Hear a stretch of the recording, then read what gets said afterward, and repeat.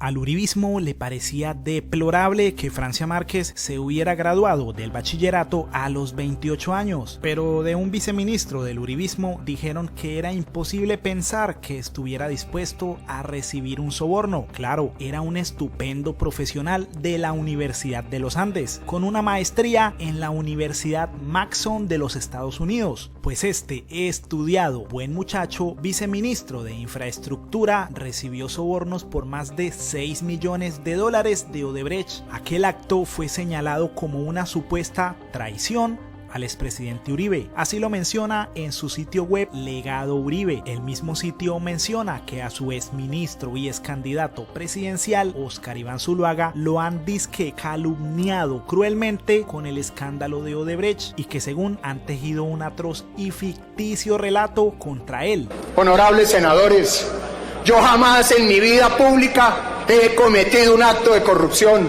jamás he sido parte de sobornos, siempre he actuado dándole la cara al país y presentándome como soy, un ciudadano que cumple la ley. Pero ha sido tan ficticio este relato que hasta le provoca rabia a el expresidente. En medio de tantas tristezas, unas que dan rabia, otras que nos postran el alma, seguiremos este recorrido democrático por la patria y lo continuaremos con amor a Colombia.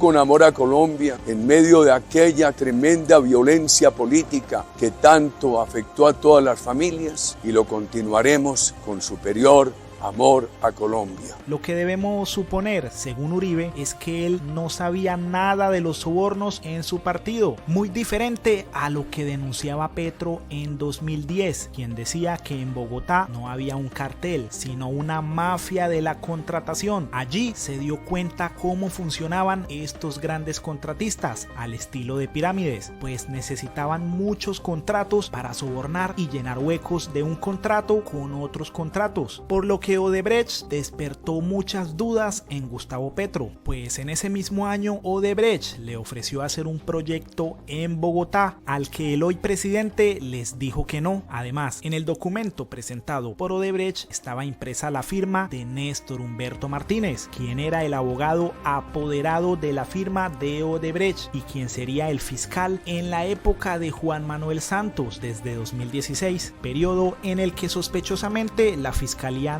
no investigó nada sobre el caso. Con esas sospechas, Petro inicia a investigar el caso Odebrecht y realiza un debate en el Congreso, en donde presenta un cuadro con los sobornos de Odebrecht, cuadro publicado en 2018 y que vuelve a presentar en 2023, diciendo: este es el resumen de los sobornos entregados por Odebrecht Aval. En morado, todo lo que la fiscalía de Néstor Humberto no ha investigado, el mismo que fue abogado de la compañía años atrás. Los sobornos apuntan a altos funcionarios del uribismo, la U, Cambio Radical y el Partido Liberal. La tabla hace una sumatoria de más de $50 millones pagados en sobornos, y en color verde lo que Odebrecht ha confesado que entregó. Allí vemos a Zuluaga en 2014 con $1.6 millones.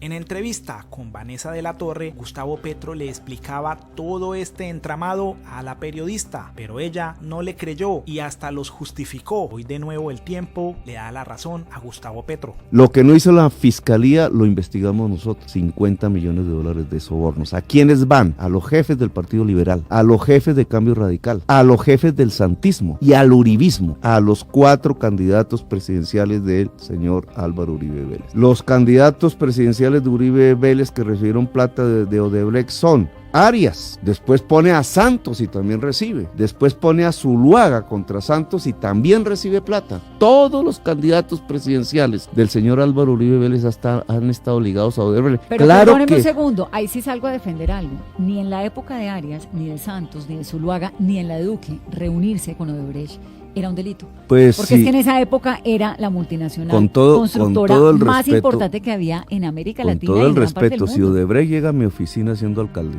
yo en 2012. Pero en esa época Odebrecht era pucha, la joya de la corona de la construcción en América Latina. Yo digo no, como les dijimos. ¿Y saben por qué? Respóndame la pregunta del Porque fiscal. nosotros ya en el año 2010 habíamos dicho que Odebrecht era corrupta y hacía parte del cartel nacional de la Pero usted corrupción. no, la justicia, el FBI no Y se ha la metido. fiscalía tenía que Petrobras no había investigar eso. pasado. Pero hubieran podido la fiscalía colombiana y no la de Néstor Humberto, de esa época, 2010. Pero Túnel le voy a llevar Carnosa. la contraria porque en esa época Odebrecht era Odebrecht. O sea, Marcelo Odebrecht era un señor pues que parecía prestigiosísimo. Pero para una mí gran no. constructora. Claro, Y para puede- usted y no. puede- no es cierto que no se supiera que Odebrecht era corrupto. Pero no, Lo que lo pasa digo, es que, no había un episodio judicial los detrás. fiscales no quisieron investigar a Odebrecht.